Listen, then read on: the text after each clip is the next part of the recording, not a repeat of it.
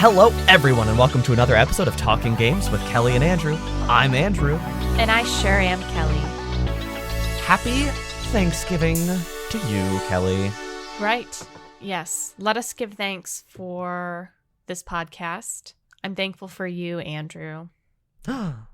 Me? I am. And I'm thankful That's so for sweet. this opportunity every week to talk about video games and terrorize our audience as they hear me talk about video game characters in ways that perhaps should not be talked about in a public forum. I like that you're thankful for your fanfic that you're writing in your head. Yeah. We don't have a ton. This is a slightly light week. I feel like last week was pretty packed. It was a long episode, and this week there's not a ton of news. Do you think maybe perhaps we should jump right on in now that we've told everybody Happy Thanksgiving? Let's dive into that gravy. Let's stuff ourselves with news. Yuck. And let us mash it up. Okay, you can stop now. What we'll talk about is the most jolly and joyous game I've ever played in my life. Tons of beautiful family dynamics and happy storytelling. Last of Us Part 2 is getting a remaster. It's very necessary. Right. I'm not going to go into all the details. There's a super long breakdown on the PlayStation blog if you want to read all the details, but they're adding a ton of small visual updates. I don't think it's the most necessary thing in the world, because currently you can play it on PS5 at 1440p 60 FPS. So I don't they released a patch to make it run at 60 FPS, and they added some adaptive trigger stuff. I don't know. This seems a little bit like money grabby. But it's $10 if you have the original game, which is in my opinion, a very big surprise. And they're adding something. They're adding an entirely new mode, a roguelike mode, that will allow you to play as a bunch of different characters from The Last of Us in combat scenarios. It's roguelike, you know what you're getting into, so it's going to be a series of combat encounters that you have to get through in one go.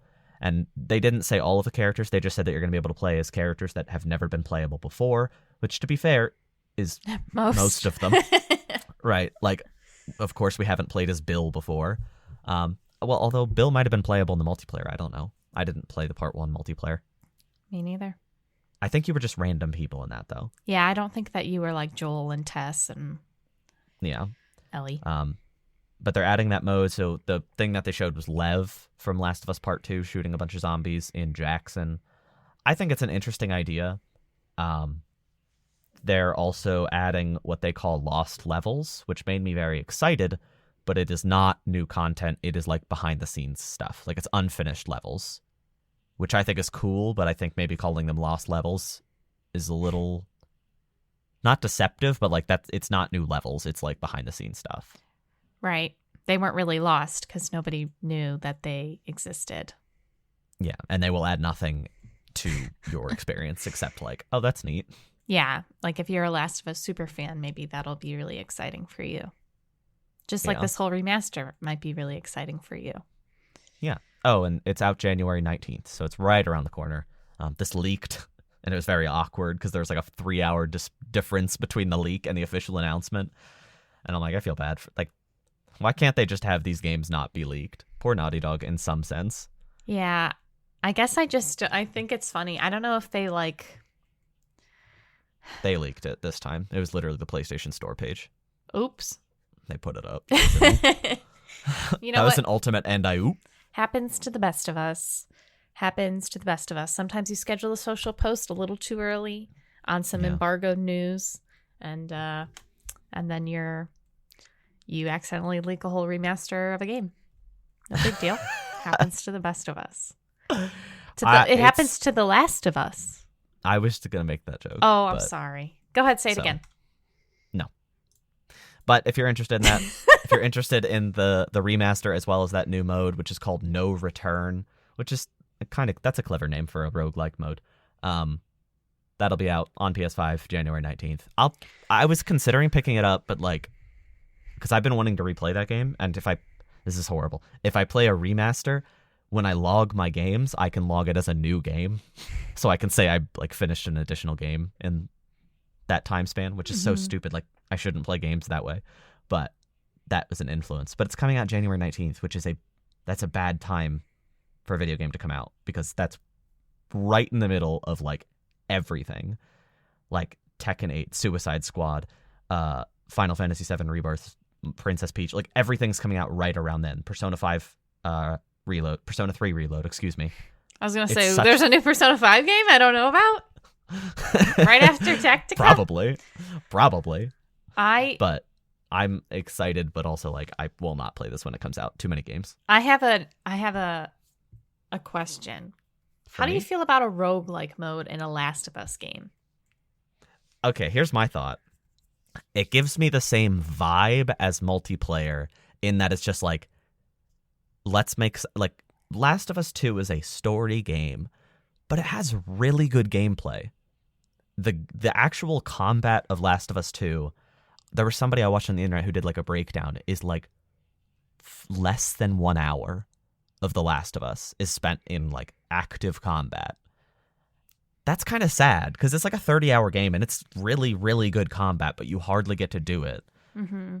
So I do think expanding it is kind of a cool idea for a reasonable price, which I think $10 is a reasonable price. Do you think from a narrative perspective it's kind of silly though?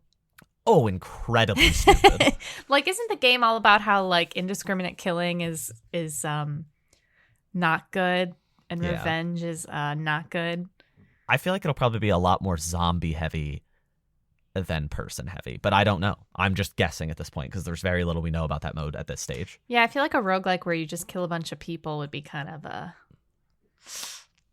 contradictory. Little ooh. I'll say I don't think that was a Neil Druckmann decision to include that. I think that was probably a gameplay designer who had permission to do what they felt like. Yeah. Well, that'll be exciting. Speaking of Last of Us Part 2, well, there's the TV series. Do you remember? It came out earlier this year, back in like January. Wow. Yeah, I bet you remember that.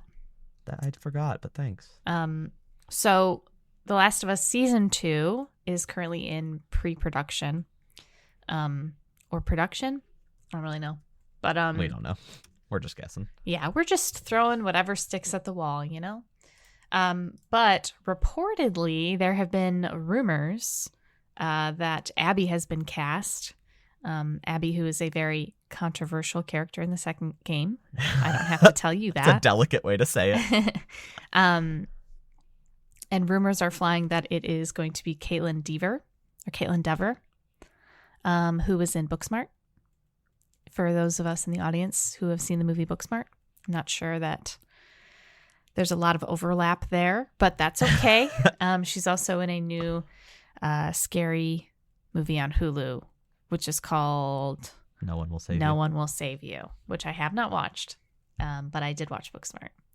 Yeah. She's been in a lot of things. She's not only been in those two things. She's been in a lot of things. She's been acting for a while now, and she's pretty young. I think that it would be kind of wild to be cast as this character.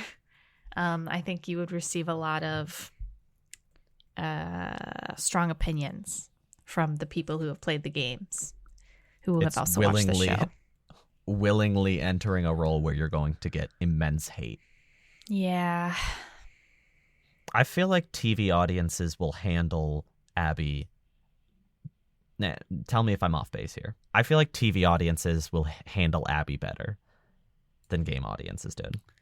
I think TV audiences have less entitlement than video game audiences. So they probably, because I'm not going to get specific about why we hate Abby. Not we, but like why audiences hate Abby. But I feel like television kind of, people will be shocked and angry, but I don't think they'll be like, I don't think that they'll have some misunderstanding of like what she is, you know? Sure. I think like Abby sucks, but it's not as much of an ethical question as I think a lot of people make it out to be. Yeah. I think that I I'm not really sure what the show is going to change with regards to what happens in the second game. I'm not sure what the show is going to add. I think it would behoove the showrunners to do something a little bit different, to maybe make the character of Abby a little more compelling. Not saying that she's not compelling in the game, because I personally believe that she is. I think she's a very interesting character. I think that the nature of the game itself kind of ruined her. Not ruined, but it kind of caused issues with her narrative, I think.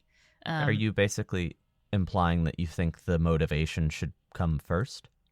I think it would make more sense if maybe the audience had more time with Abby than they did in the game, which I know is not the point. The point is that it's like, you don't know this person, and this is what happens, and look how this person reacts to it, and how this person reacts to it.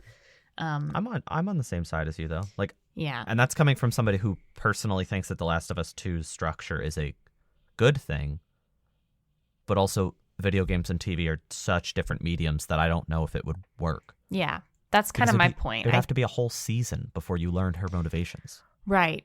So we'll see. I mean, I think Caitlin Dever, I don't know how to say her last name. I'm sorry. I think she's a great actress. So if she is Abby, I very much look forward to seeing her in the second season. Because I think that will be great. In 2025. Yeah. Which maybe wouldn't be so bad, because there is a bit of a time jump between the first and second games. But oh yeah, and I've had this conversation with people, like, I think I already said this on the show. How my mom, I was talking to her and she was really upset that it's going to be so long, and I was like, "What? I'm not upset." And then I was like, "Oh, it's because I know everything." Yeah, yeah, it's a little bit so different when you kind of have some resolution.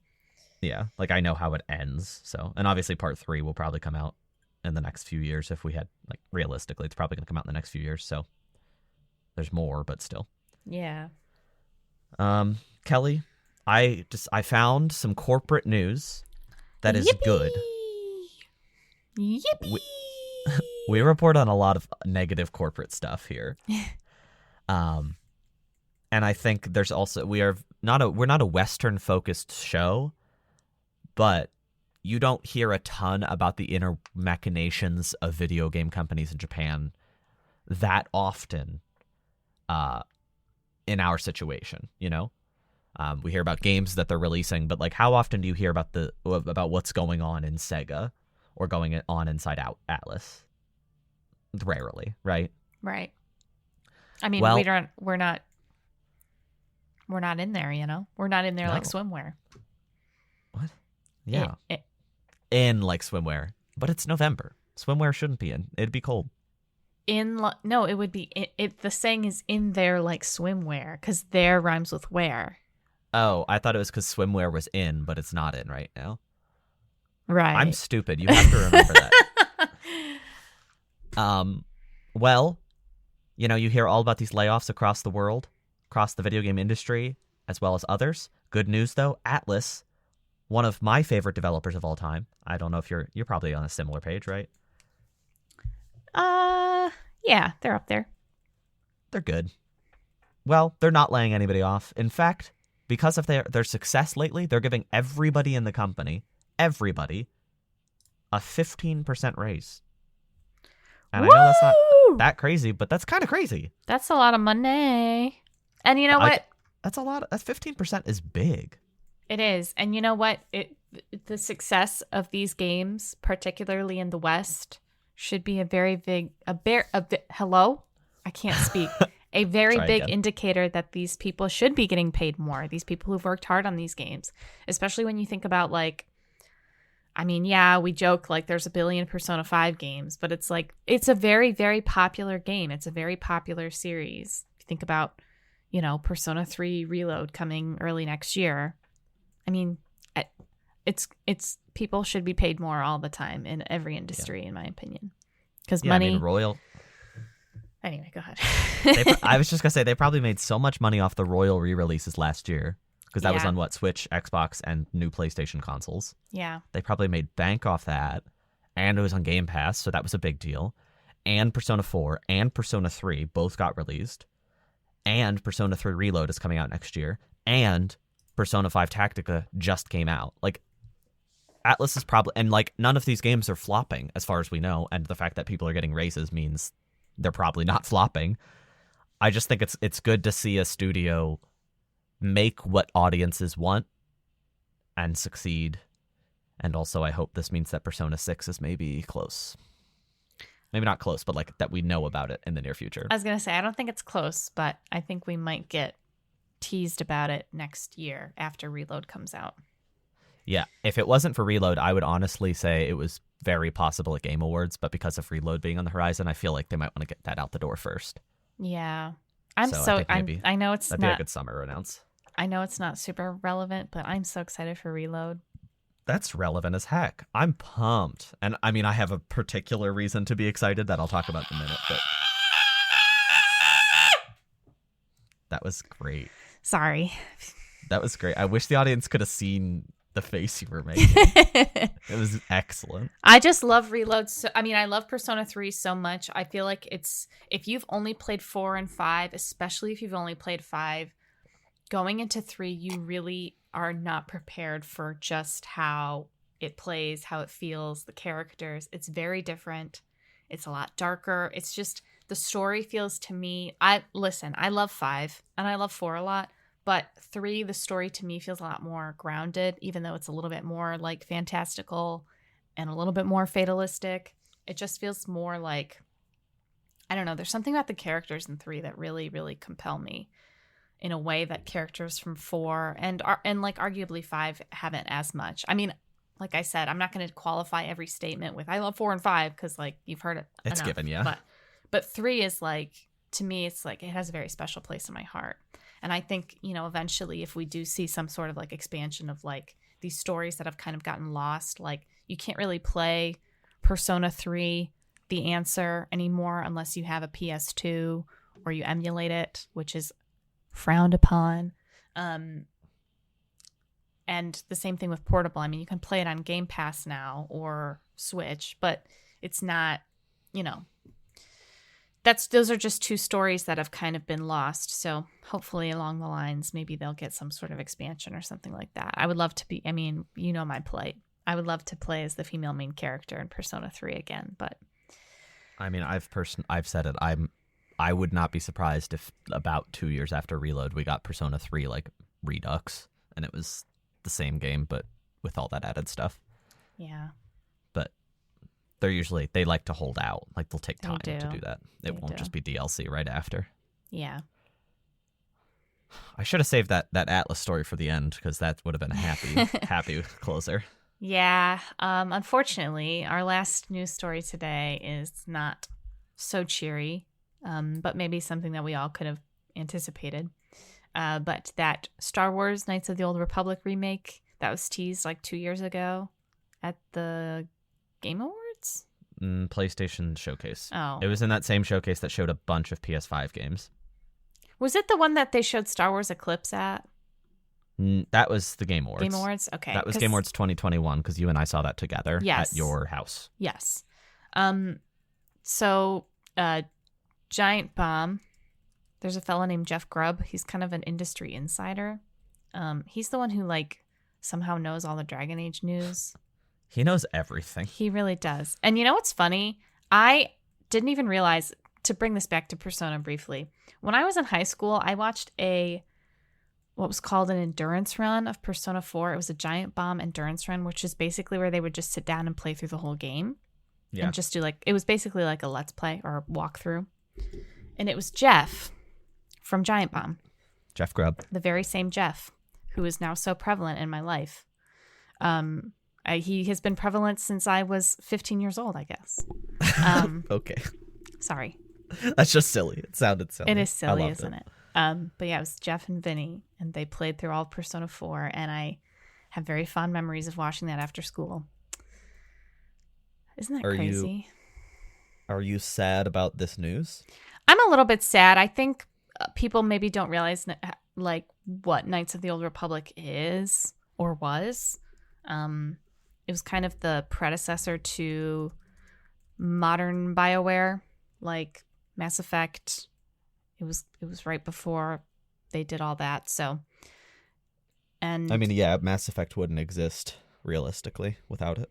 yeah. So, or at least not in its state. I think people maybe have it because it is like a true blue BioWare RPG before they were doing that kind of thing. So I do think this is pretty sad. I think the writing was on the wall though back when they were like they removed the trailer or teaser or whatever, and then they like hid every trace that this game was happening.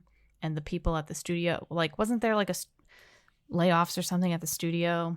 It pivoted studios completely. Like a completely different studio took it. Yeah. So I think that was pretty not great. No. I think it makes sense, but like this writing has been on the walls for a couple of years and it's sad, but you know, it might come back someday because it's dead, but like that doesn't mean it can't be revived, you know? I think it's probably just sad for the creative leads who are probably all excited to make this game. But because it pivoted and became like this weird Embracer conglomerate situation, and we know how good Embracer is, I think it was probably destined to fail. Yeah. Which sucks, but it's a bummer. It's one of those games that I think is very beloved, but how would you even remake it at this point? Yeah, the truth is you could just go back and play it. It's old, but it's not unplayable. Yeah. So a remake would have been great, though. I mean, I think any old game that is well beloved, a remake would always be great. But would you say perhaps like a certain remake that released this past week? Yes. I'm going to start with the big review of the week, I guess. Ah! Was that excitement or hiccup or both? Both. Excellent.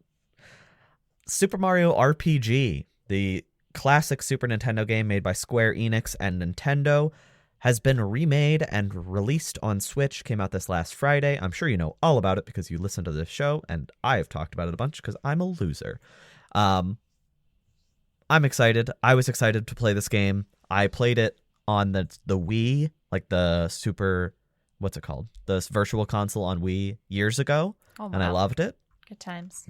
But I was a little kid, so I didn't quite grasp it, and I never beat it because the final boss was too hard, which is hilarious now because I'm playing through this remake.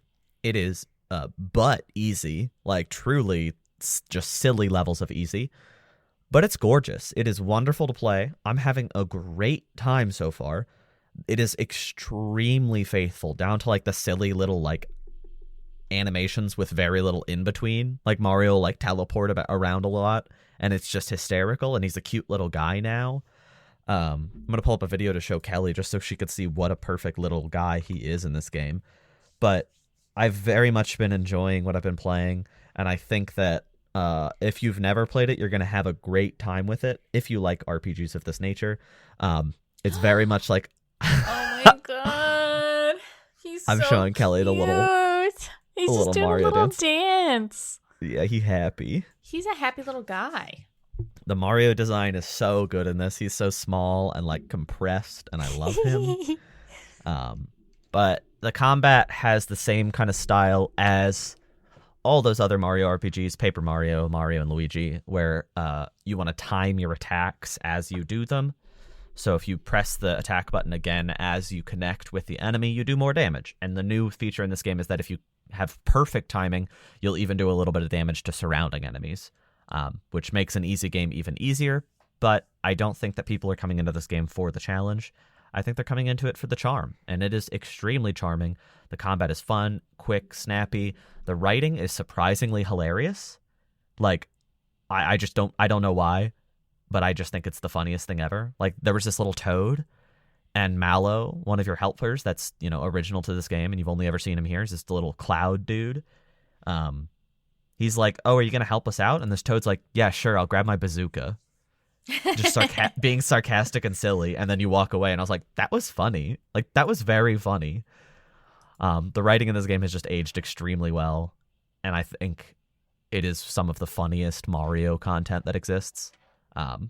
So I'm excited to play more. I haven't gotten that deep into it because I've been playing another game this week, but if you're interested in Mario RPG, it's good. I can tell you that much. It's fantastic. It's fun to play. It's brief, It's going to take you under 20 hours to beat it, which I think is a great thing. I think RPGs that are kind of short like that can be extremely fun, and you don't have to grind because it's easy. So it'll just be a snappy, fun little adventure. Yeah. I regret to inform the audience that I played another game this week. I played another game this week a lot. I know earlier this year I told the audience about I was getting back into Persona 5 Royal, because I never did play Royal, and Kelly inspired me when she was playing it in January? Yeah, I finished it, I think, in like February. Okay, because it came out in October on Game Pass. That's why you were playing it, right? Yeah, let me see when my last screenshot from the game was taken. That'll help. Because I just had it on PS4 since it came out in 2021 and never played it, or 2020 maybe. So I got about 40 hours into the game, and then due to some life circumstances halted. And then recently I was just staring at my shelf and looking at that game and being like, you know what? I got to come back to it. So I decided to come back, play more. I finished the palace I was in. Played a ton of the game. I'll be straight up with you. I started on Wednesday of this last week, so 4 days ago. 5 days ago? 4 days ago? Is Wednesday 4 days ago or 5 days ago? Wednesday, Thursday, Friday, Saturday, Sunday. 1, 2, 3, 4, 5. Unless you count 5. today. I don't count today because I started late in the day Wednesday and then played a little bit this morning, so it's like it evens out. I played 5 days, and I may have, and I'll remind you I am currently unemployed, I may have played 20 hours in the past 5 days. Maybe.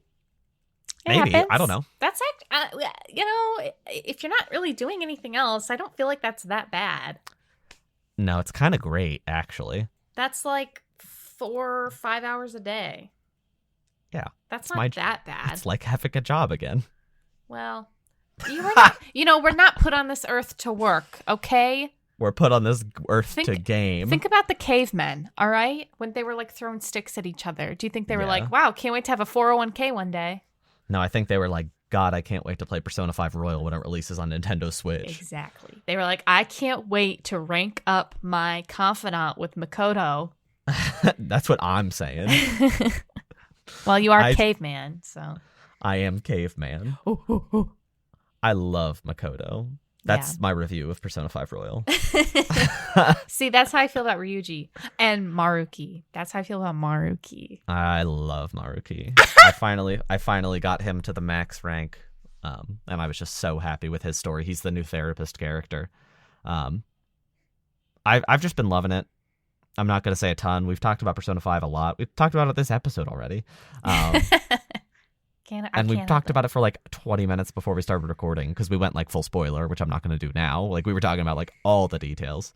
But like the new Royal stuff has been very cool, and I'm excited to get into it more deeply because there's like sprinkles of it through the main game. But, you know, the additional content that comes after the original ending is what is going to be, you know, the real shakeup, you know? Mm-hmm. And I'm excited for you to get to it. And I finished in February last year. Oh, okay. So exactly when you thought. Because I started Persona 3 Portable on Game Pass in March. So I did. Lined up perfect. I went right into it. Well, and I never finished Portable, and now I don't want to because I'm about to play Persona 3 again in February. So I was going to say you were playing it and then Reload got announced, right? Yeah. I was like, ooh. So you'll wait. Well, it's also a quick turnaround. It's not like it's like 2 years off. It was like this is coming out at the time, like, what, 8 months? Yeah. Yep. Ugh, Persona 3 Reload. And that's the thing is, like, because I'm not playing Tactica. That also came out this past week. I haven't played that yet. I wanted to finish Royal first. So I might get into Tactica before the year's end. We'll see. But it also is just making me really excited for Reload. Because I really want to play Persona 3. Because I know what happens in Persona 3 for the most part. Like, I know a ton about it, but I've never played it. Because when I tried, it made me angry because I couldn't control my party members. Yeah. Which is... Well, you can in Portable. There, I said it. But I wanted to play FES. Yeah. Like, I wanted to get the full story stuff. But I couldn't play it because I hated not controlling my party. I know. So, it's so archaic. Persona 3 and Persona 3 FES are so... Yeah. And I held out because I was like, maybe they'll remake it someday, which felt delusional for so long. But like, here we are now, and it's on the horizon, and like gonna be way higher than it has any right to be on both of our like anticipated games lists. Yeah. Like, I remember it's gonna be high. Remember when it was just like that random clip of Yukari, and everybody was like, "Are they remaking Persona 3?" And it was Everybody's like, "No, like, "This it's gotta probably be like a fake." tech demo or something, or like just a reel or something like that." And lo and behold, it was from Reload. I'll forever remember the announcement of that game because it was right after the Jeffies of summer, and you were really upset because like you were hoping for something Dragon Age, but also like there just wasn't a lot for you at that show, for you specifically, I mean. And then like 3 minutes after the Jeffies, Xbox was like, "Oops, we leaked Persona 3 Reload," and you're like, "I'm fine now. I don't care. I'm happy." You know what is so funny about the Jeffies and that moment, and obviously we've talked about this, but right before he announced the trailer for Final Fantasy VII Rebirth, he was like, "And now I want to talk about an RPG series from a beloved studio that's been around for a long time that the fans have been waiting for forever." And I was like, this sounds like Dragon Age. Well, I was wrong.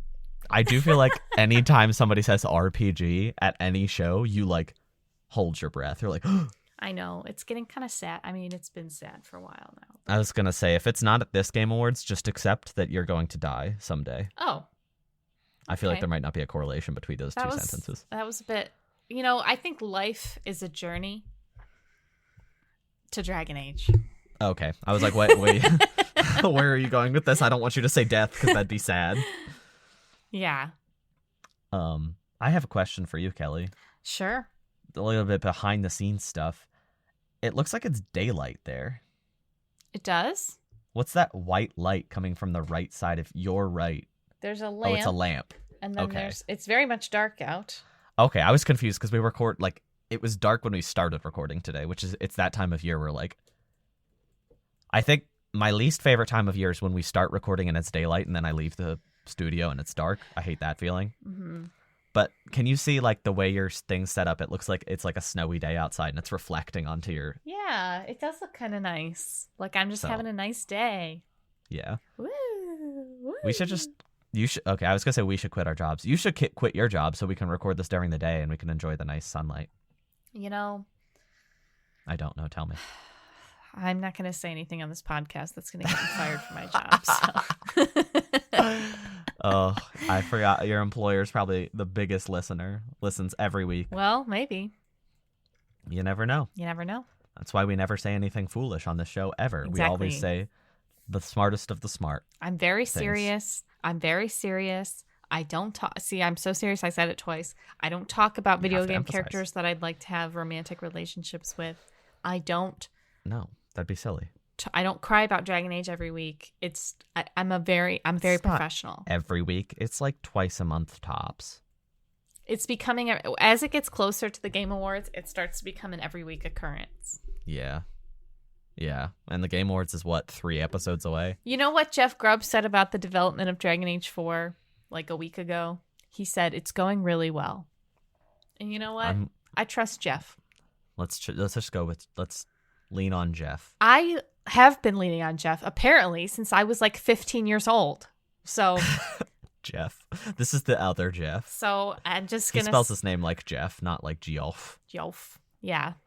So, I mean, I'm just going to say I'm putting my faith and my trust in that man who also said that the next Mass Effect game is going to be in like 30 years. So I forgot that was him. Well, he kind of spilled a little bit. Yeah, he knew. He had the tea. He did. He sure did. So as a little breakdown for the audience, we might have an episode next week, but due to Kelly doing some work travel, that'll be up in the air until the actual episode. So don't hold your breath. If there happens to be no release on Tuesday, that's why. And then after that, we'll be talking pre-Game Awards crap. We'll be doing our predictions as well as whatever news happens that week. And then Game Awards reactions. And then we'll be at the end of the year. Woo! That's terrifying. That's spooky. Woo! It's going to be December in like 10 days. Well, I've had my Christmas stuff out for a while now, so I'm Me too. sort of. We need to put I our bought- tree up, though. We haven't put our tree up yet. Oh, what the heck? Put it up right now. Don't stop recording. Just bring the microphone with you, and we'll listen to you putting the tree up for 2 hours. I'd have to bring my whole computer out there. The microphone's connected to my computer. Oh, darn. You just bring out the whole computer then. This sounds great. This sounds very entertaining. And you're not even talking during it. We just hear like the sound of like... It's like the most worthless ASMR ever to exist. Just a really unpleasant sound of the Christmas tree. Oh, yeah. It does sound very unpleasant. Sorry, I hiccuped in the middle of my sentence. Yeah. And you looked up. I wish this is one of those circumstances where I wish the audience could see you. And I'm glad they can't see me because I took a shower and then took a nap, which means my hair looks like... Can you describe it? What would you say my hair looks like? It's just sticking up. You look like the main character from Hi-Fi Rush. Well, he's a little cutie patootie, so I'll take that. I'm just saying. If you jumped into a cartoonish world and started doing rhythm game antics, you'd fit right in. Hey, Kelly. Yes? I'm going to talk about something personal that has nothing to do with video games. Okay. 'Cause I feel like the audience needs to know because a lot of people know already, but I want to talk about it. Okay. Are you proud of me, Kelly? For what? I've lost 43 pounds. Woo! I've been looking at my little picture because I have it covered by the news sheet, but I closed the news sheet so now I can see myself again. And I'm like, oh, that boy got jawline. And this was a journey. This was a goal. This was not an accident. Yeah, this was not like unintentional. No, it's been a long time. I've just realized like it's been like about a year of like on and off, not like up and down, but just like on and off on my how determined I am to make it happen. I'm proud of you. I finally see the difference. I'm proud of you. It's funny contrasting that with the horrendous hair I have right now. It's not horrendous. I think it looks nice. I think you look like a little anime guy, but that's okay. Yeah. I'm also thinking about the fact that our most anticipated games of next year is going to be really stupid, isn't it? Why? It's just going to be a lot of games it's going to be a lot of remakes, ain't it? Well, yes. I was just talking about it and looking at the stuff for next year. I'm just like, we got a silly episode on the way. And also, okay, I guess this is just like me thinking out loud now.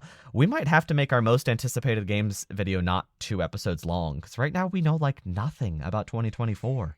Yeah, it might have to be a bite-sized episode. Because we know we got Switch 2, almost definitely. But if we don't know about it, we can't talk about it for an hour. So, yeah, might be a little shorter this year. I feel like this is so we're just having a conversation right now. Hey everybody, thank you so much for listening to this week's episode of Talking Games with Kellie and Andrew. I hope you have an awesome week. If you celebrate Thanksgiving, I hope you have a great Thanksgiving.